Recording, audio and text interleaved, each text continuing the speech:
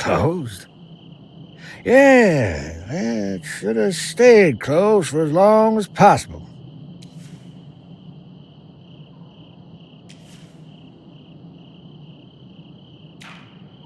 Worked! Don't insult me, boy. Walter K don't work for the people who destroyed his land.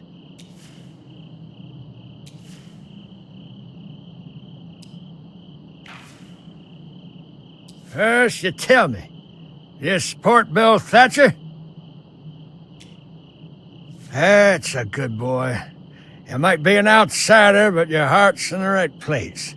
He picks or props him up, and there's nothing I could do. Except, I'm not without teeth. Yeah, proper lesson, like in school when the teacher beats you blue for acting out.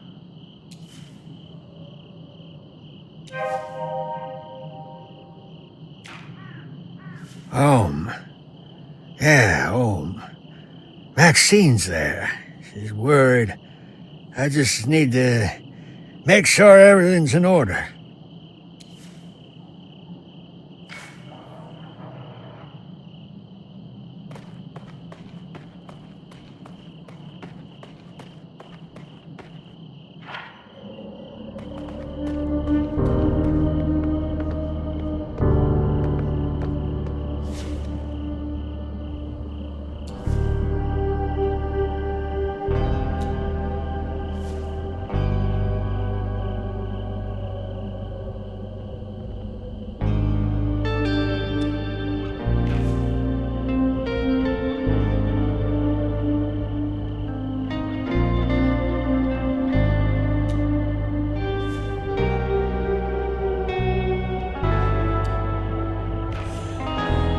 Riley.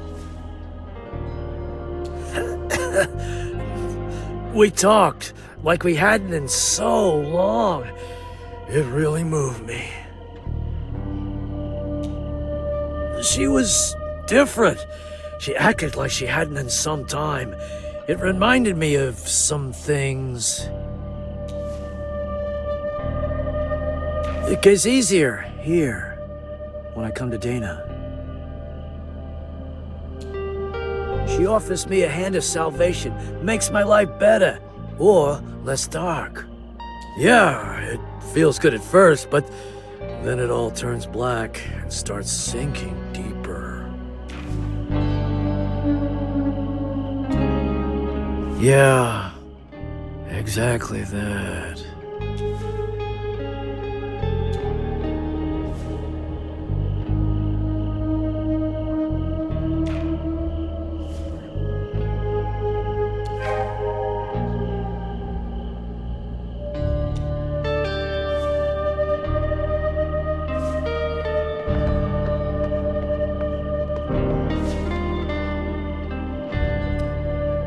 Yes?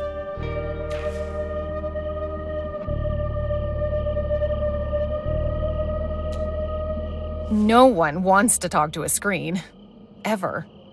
That's not exactly in accordance with Coral Destiny's security protocols. But I don't see why not. Screw Coral Destiny's protocols.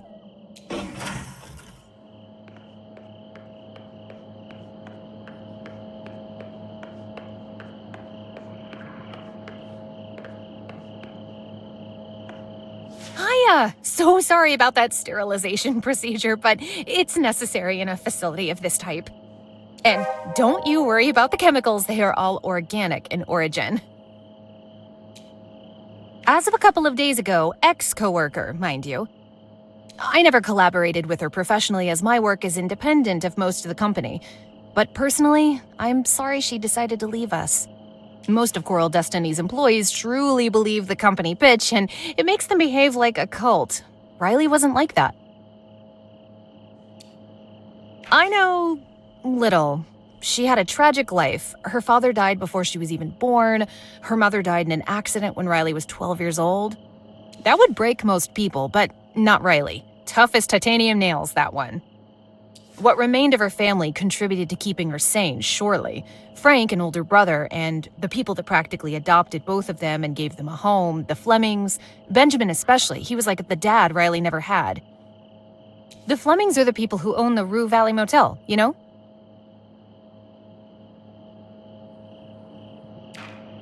Could be. Although, since that machine has a habit of eating coins, I can't say I blame Riley. But, as I said, Riley is tough as nails. That's why she would be an amazing colonist. A pity, really. She trained to be a colonist, which means everything. Kidding. But not really. Every future Martian needs to be a jack of all trades, capable of filling almost any role temporarily or permanently. Every irreplaceable individual is a danger to the colony. Which means that Riley went through a variety of training courses, from comms to advanced first aid to mech engineering and robotics, basic hydroponics. Yes? It's possible even afterwards. Every future colonist is on rotational duty in Star Command's comms center. But who do you think Riley heard? Aliens? Unfortunately, the whole shift heard Resnick's last message before the guiding light exploded, before Judy went EVA.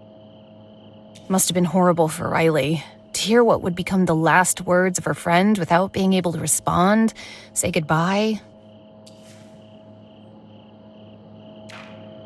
No, thank you. I don't have many chances to gossip with somebody who doesn't know everybody else around here.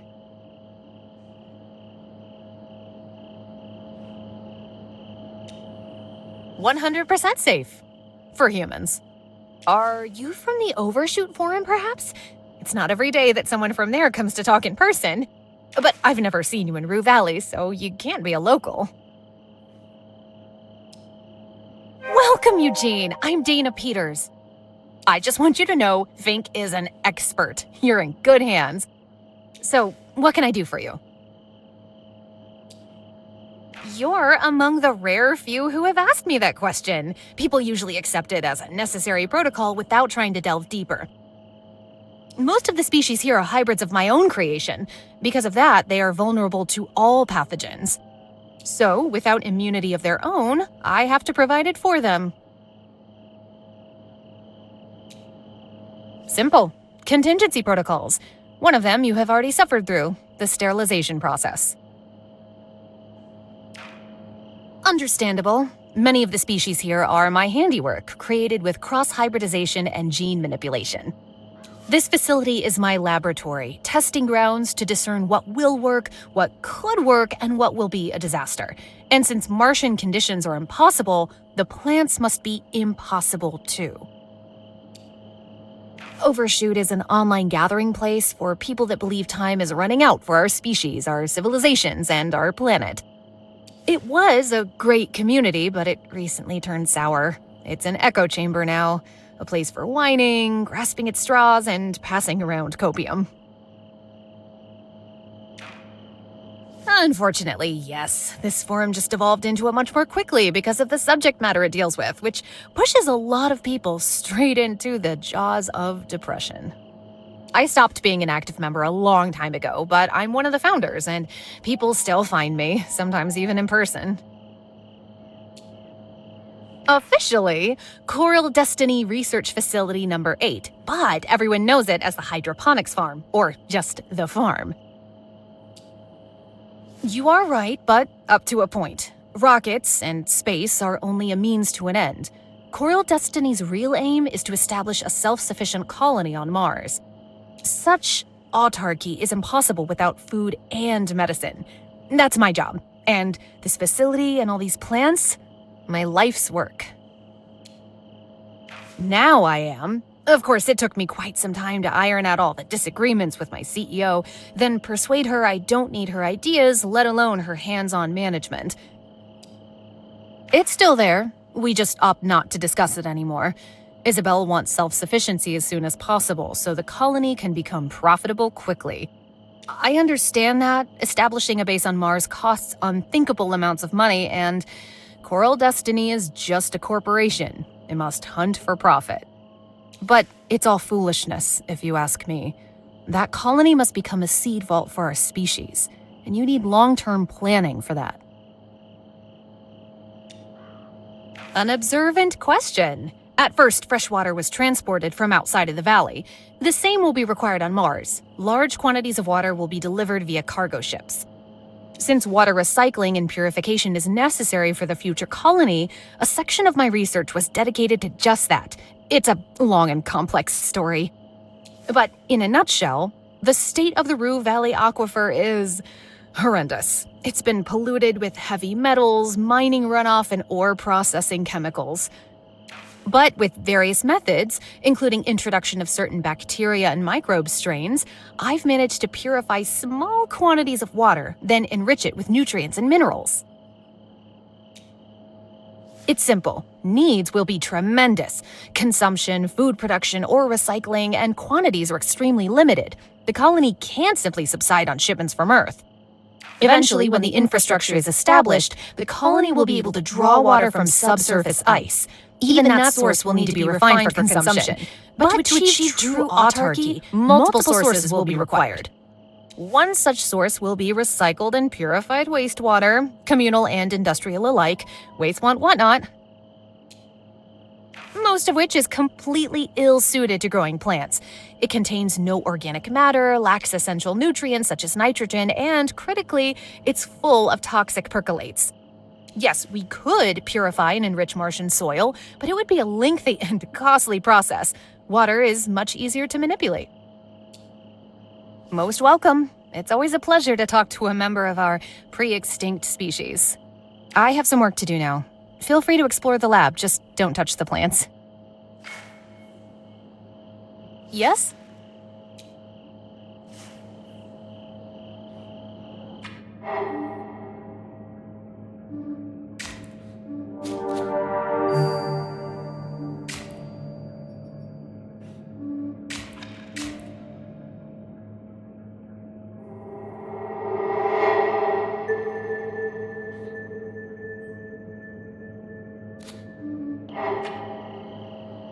Yes?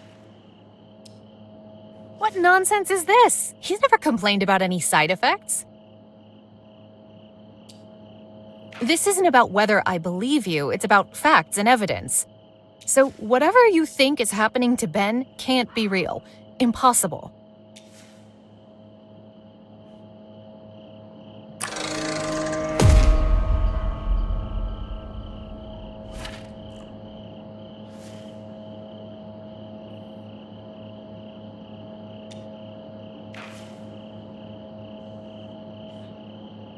What do you mean, literally? You have a connection to Ben or something?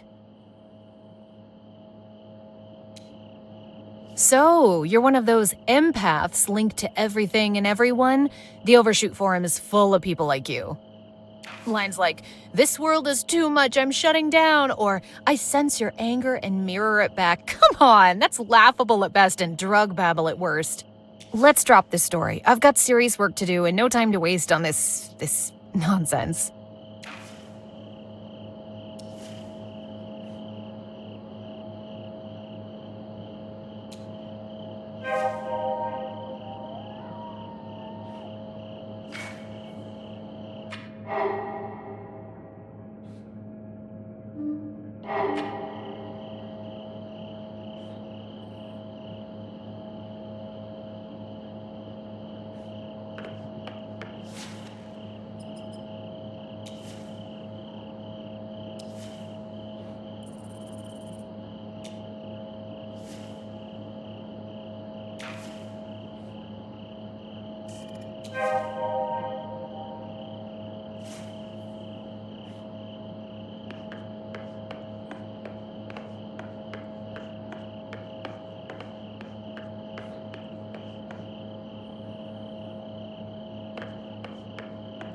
Yes?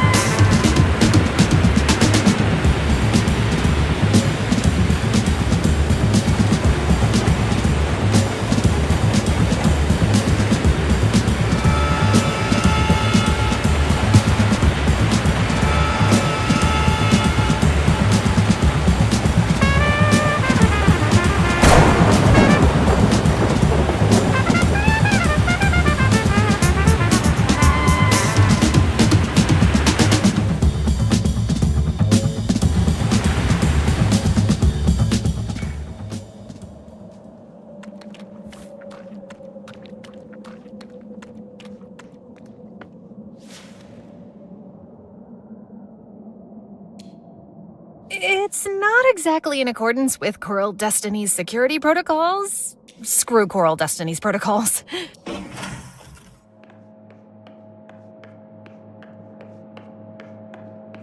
Hiya! So sorry about that sterilization procedure, but it's necessary in a facility of this type. And don't you worry about the chemicals, they are all organic in origin.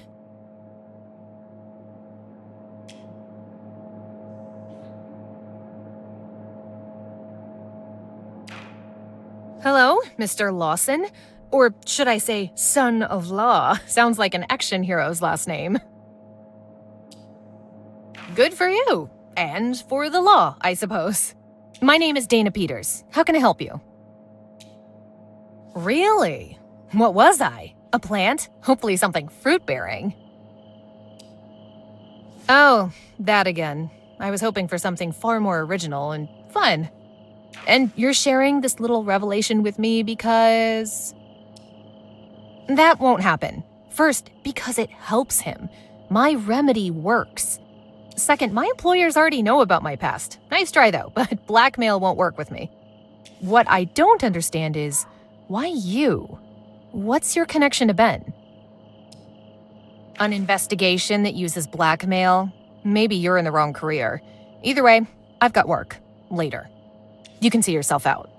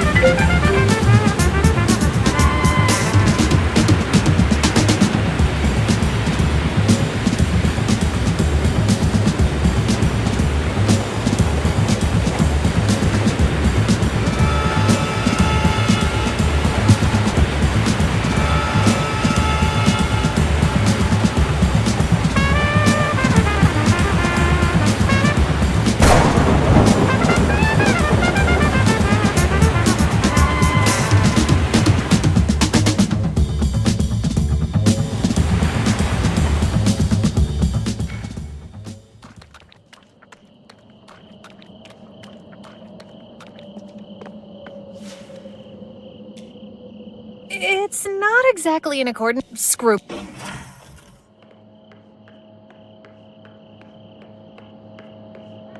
Hiya! And don't you worry about the chemicals, they are all organic in origin.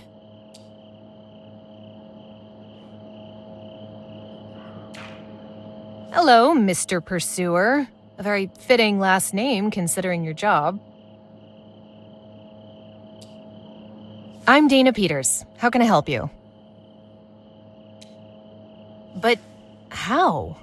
With all those Coral Destiny tourists, the place should be doing just fine.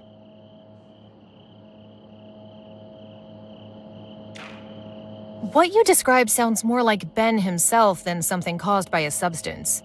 He has always been irresponsible ever since I met him. And when Anita left, things only went further downhill. She used to take care of all the day-to-day matters. Robin took on as much as she could, but she's still young, inexperienced, a child, so to speak.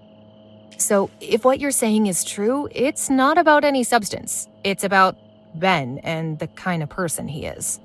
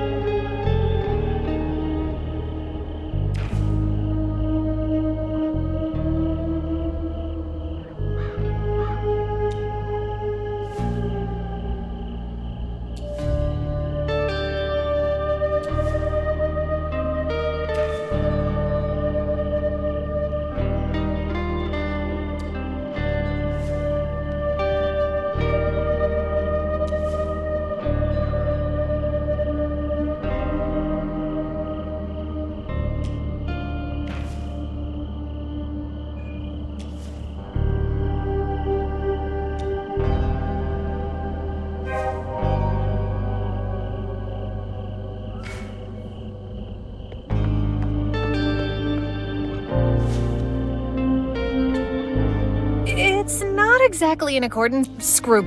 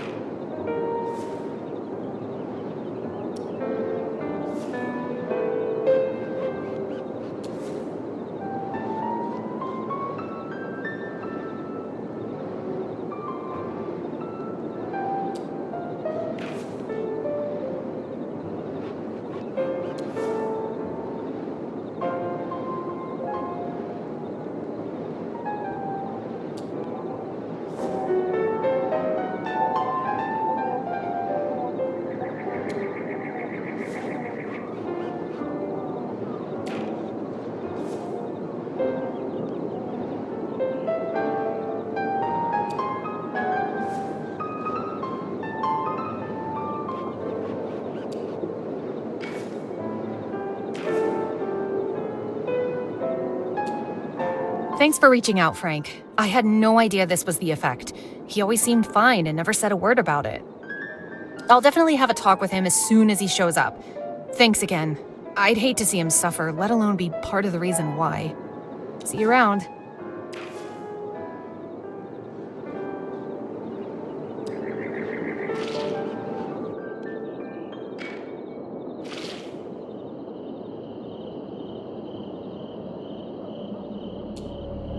Riley? Yeah, sure. Just hold on a minute. Who are you exactly?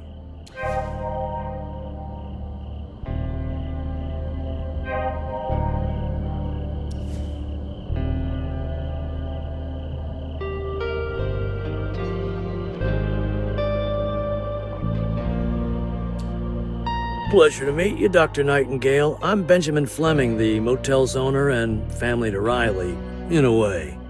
So how can I help you, Dr. Nightingale? What's this about exactly? All right, it's just that I'm not sure how I can help you in this evaluation. Especially now that she quit her job there, so I'm not sure it makes any sense to talk about it. She didn't get into the details much, only that something's been bothering her for a long time, and now she's decided to cut off what's not working. Surely in your role, you probably knew this already.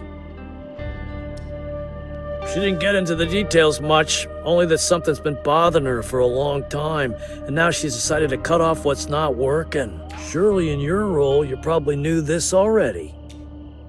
A few days back, she showed up at the motel out of nowhere.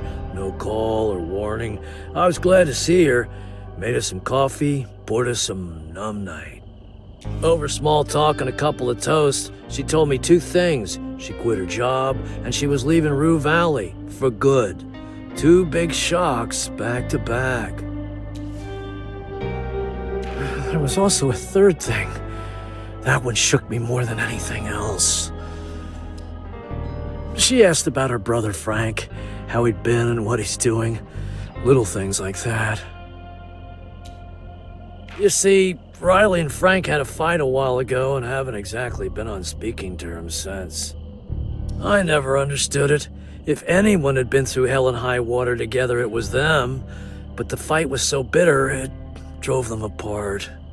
So Riley never mentioned Frank for years. This is why I was so stunned. Apologies. I probably overwhelmed you with family drama, which has nothing to do with your evaluation. We spoke a bit about Frank, then she handed me money for him, a serious amount in case he should ever need it. And no, I don't keep it on me. It's in a safe place, a bank naturally. She asked me to encourage Frank to seek help again, to go back to Dr. Fink, your colleague. Glad to hear you say that. I like him. He seems like a genuinely good man. Riley was adamant. Frank has to talk about Judy's death. You know, that guiding light accident. Terribly. Frank was hit the hardest, but Riley too. Judy was a close friend. In any case, she said she would leave something of importance concerning Judy with Dr. Fink, but she didn't go into details.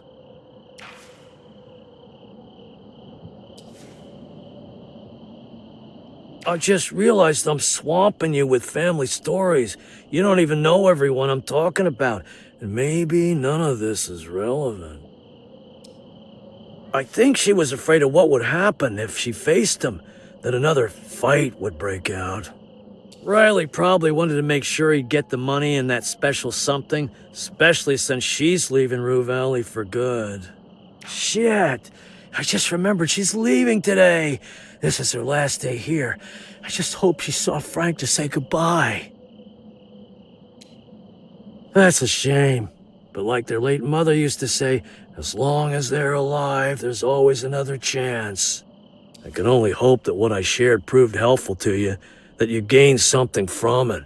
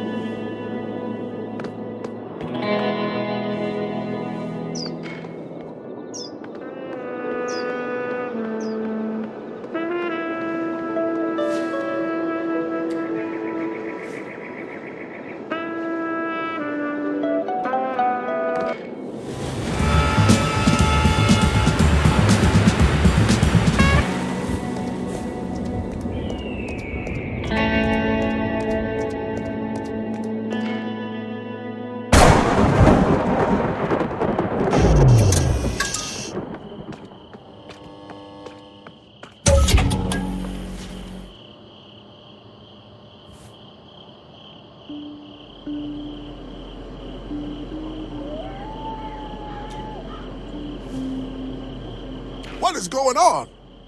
Mr. Harrow, what in the Earth's name? What happened?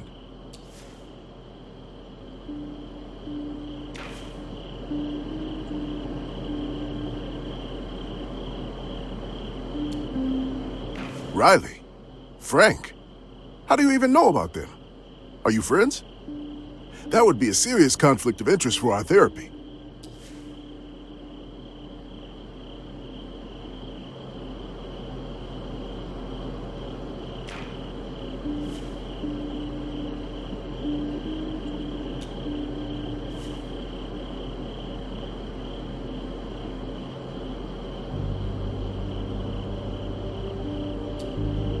Yes. She did place her trust in me. Riley believed I could reach him. This time for real. She left me that thing. Said it might help me reach Frank. But also help me if the past still troubles me.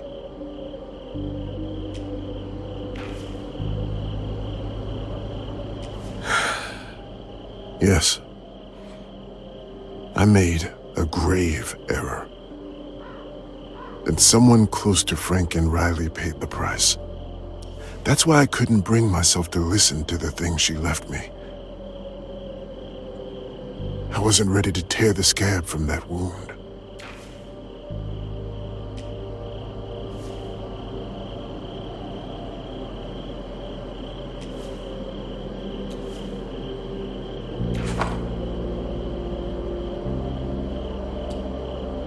I put my faith in you, Mr. Harrow. Please, don't betray it.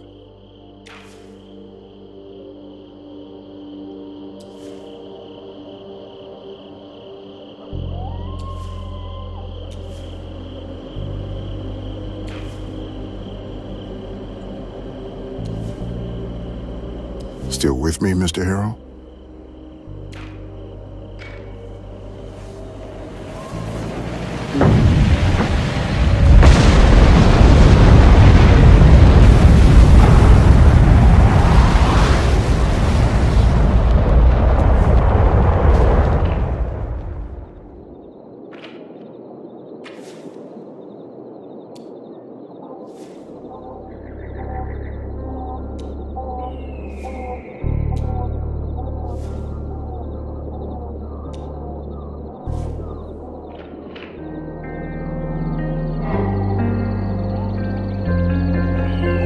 But the worst issue of all in my predicament is that I just can't be sure if anything else is damaged.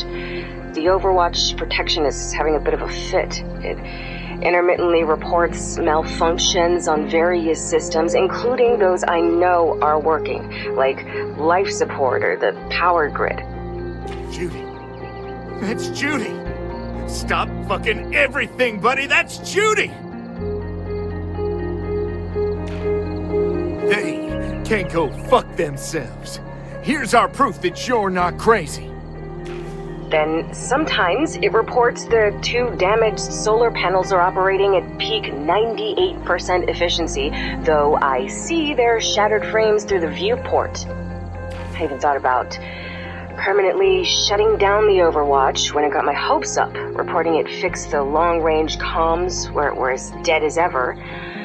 I'm not sure if this is a legacy problem with the fault protection system, or the mainframe got damaged in the blast. Imagine if this idiotic machine did what it was supposed to, and fixed the long-range comms.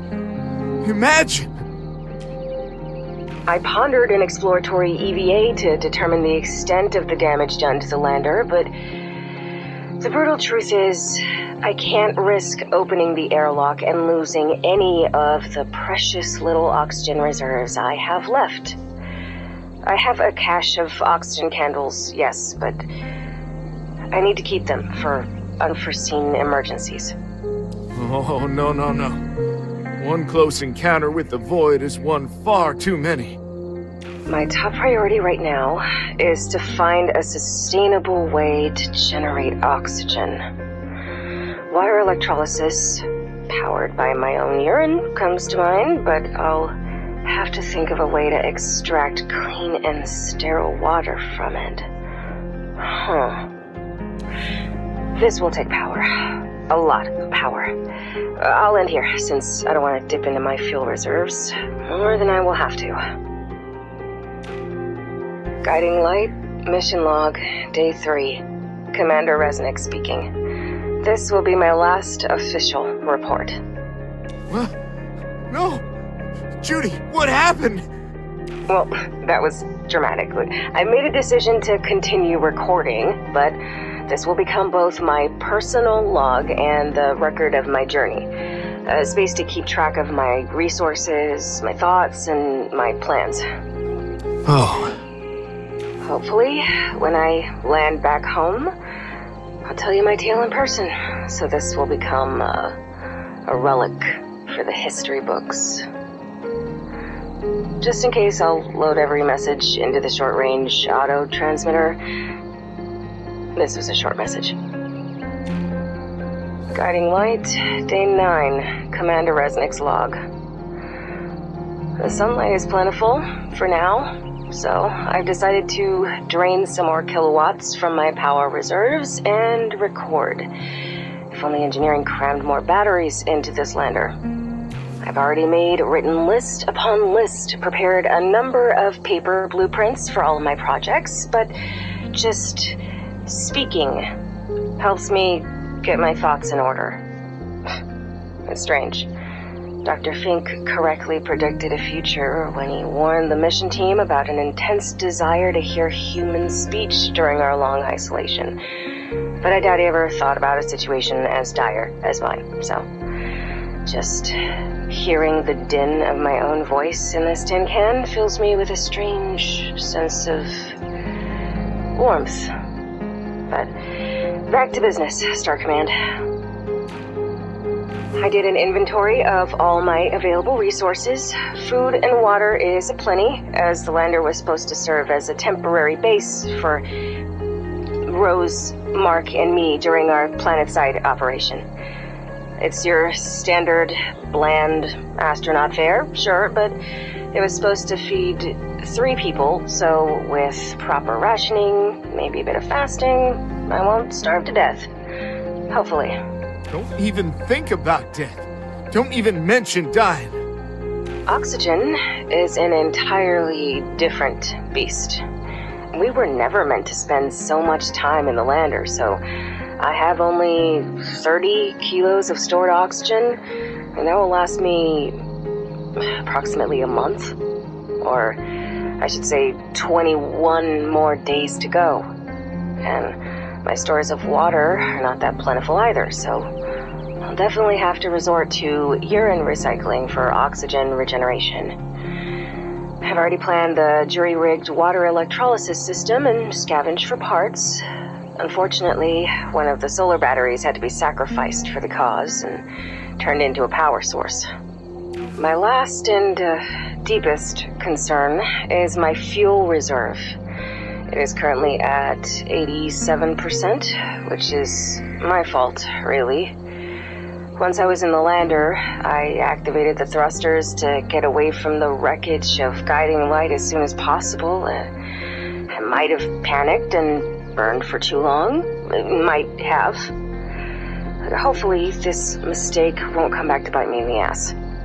Preliminary calculations state there should be plenty for all the systems I'm building, maintaining life support, and the burn that will get me back to Earth.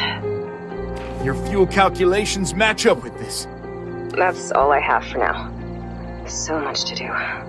Guiding light, mission log, day 31, Commander Resnick recording.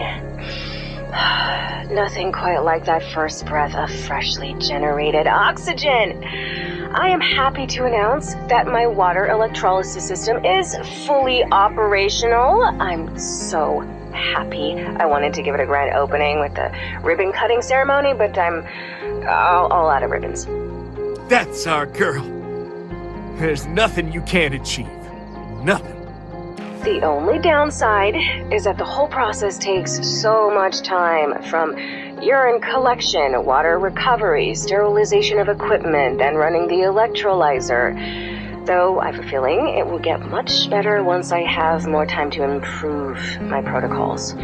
Speaking of, I feel I need to pass water now, and I can't afford to waste a drop, so signing off.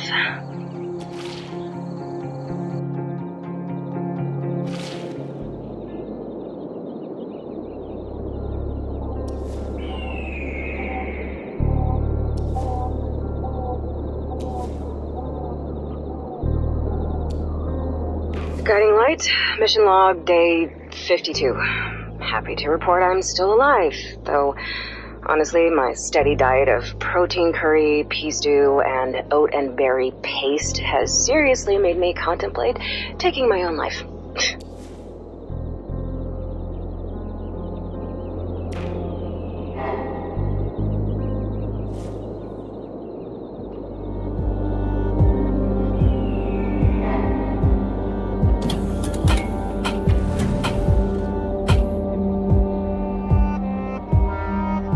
Mission log, day 188. It's so hard to sleep without the pills pulling you into the void. I just lie strapped in my zero-G hammock and stare at the ceiling, my mind working on overdrive. Hurry up! Don't want to lose Judy's signal.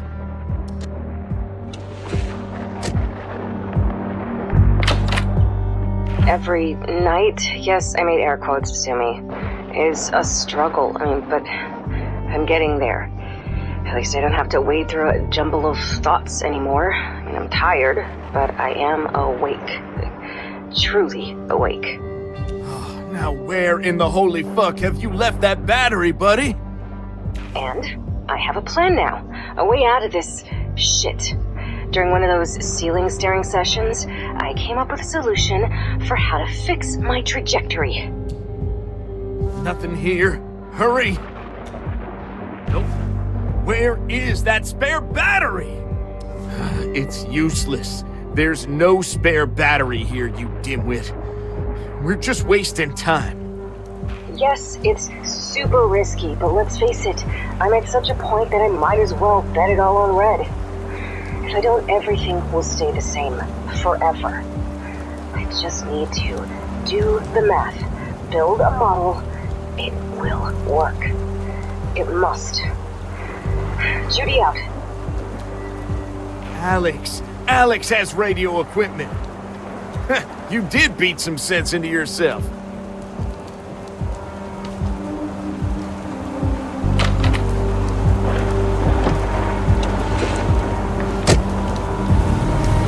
Day 224. Here's a little bit of analysis after the fact. I contemplated a triangle. Trajectory, remaining fuel reserves, required fuel for the burn. No matter how I spun it, no matter how much I twisted it, that triangle always stayed the same. With it, the conclusion. Insufficient fuel for trajectory-altering burn. Unable to adjust vector of approach for planetfall. Look at scrawny loser staring at you. Like you've hit his fucking transformer. Come on, start, you piece of shit.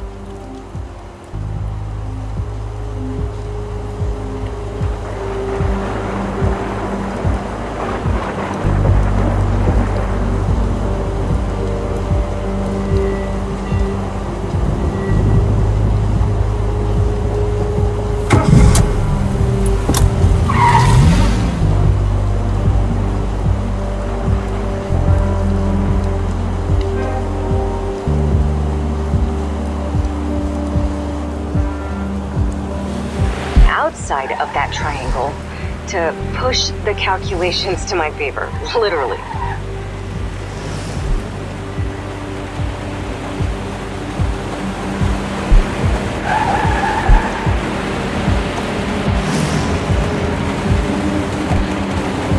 Who the fuck are you? You don't know shit about me. I donned my EVA suit and ventured outside of the airlock. Oxygen loss be damned. Using my jetpack and additional fuel I made myself with the water electrolysis system, I was able to create just enough pressure to alter my trajectory and make sure the fuel required for the burn will be sufficient.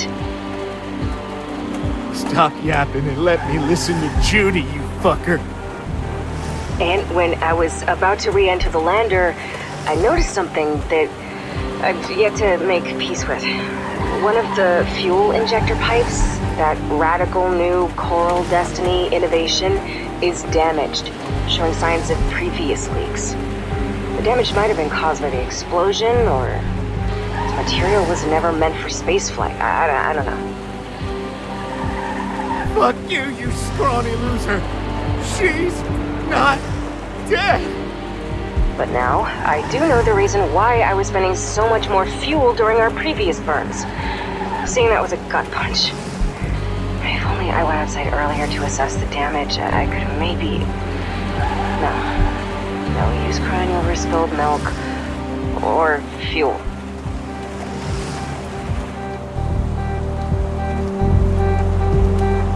I've patched up the rupture as much as I could have, just to make sure it doesn't expand and cost me even more fuel. I returned to the lander, performed the burn. The result? That triangle was shattered. My new trajectory is stable, but I don't know how to feel about that. I've sacrificed so many resources to do this. Too much, maybe. Shut up. Day 226. Guiding Light mission. Judith Resnick speaking. I've decided to do this now, while I'm still mindful, composed. While life support still has enough resources to operate. Though I can't change them now, I've started questioning my own decisions. But keep telling myself that whatever I did or didn't do, an end would come. This way, I got to choose that end. It will come on my own terms. No. Fucking roadblock. Fucking Coral Destiny. I have to get to Alex before the battery runs out.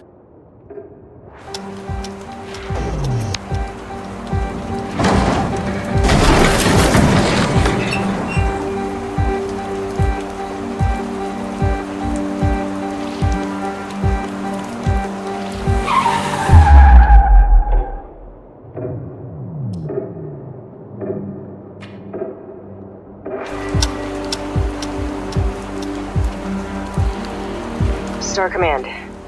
You will receive all of my messages through the short-range auto-transmitter. I have some personal requests. Please make sure that the following people hear my words.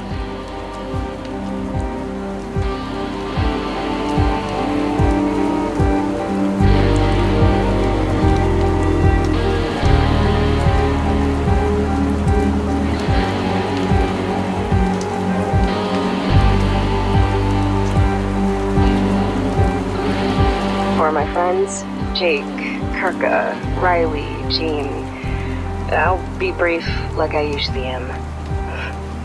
I love you, you bastards. You better get to Mars and drink to my health, or else.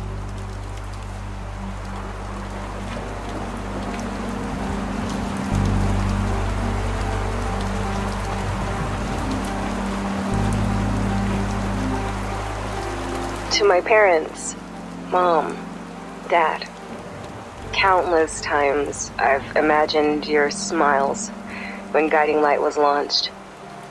How proud you'd be.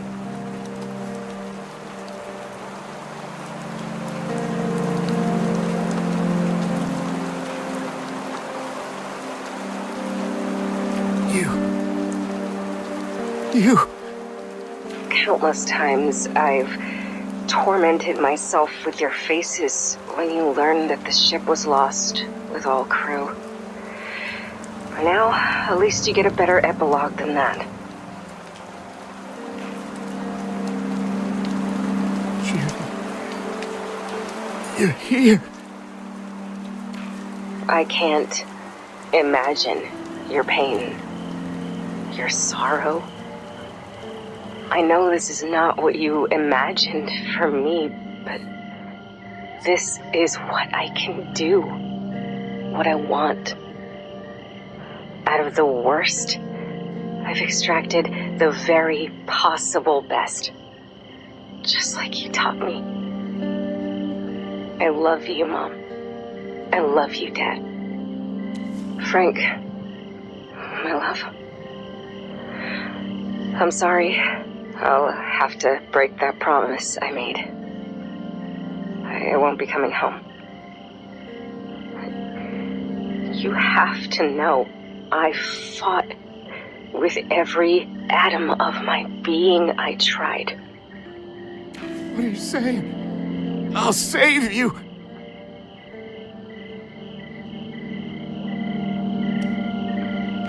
But sometimes we have to learn to admit defeat, to accept it. Please understand that I chose this. I want to have a resting place on Mars, a grave. You can't die, Judy. You must not. I refuse to be another piece of space junk on an endless Earth-Mars orbit. I've broken that loop.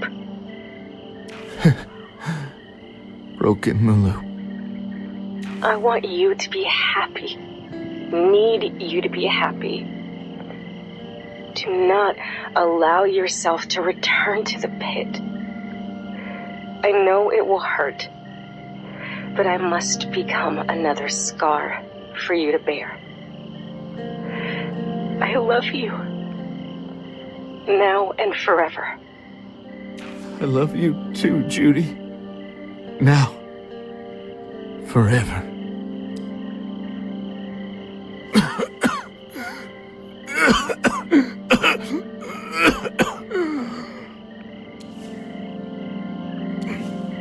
What now, buddy?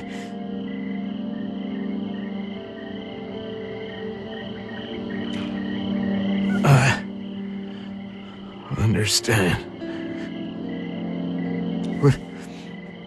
Would you stay with me?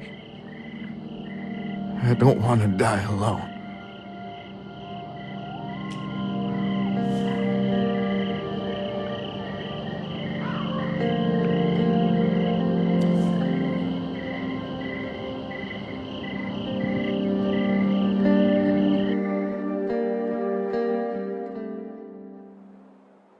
Still with me, Mr. Harrow?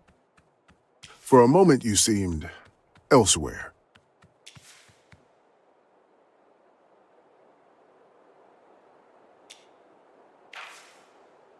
Well, we are done with our second session. I'll see you tomorrow again. Get some rest, please. Your physical condition demands it. Good night, Mr. Harrow.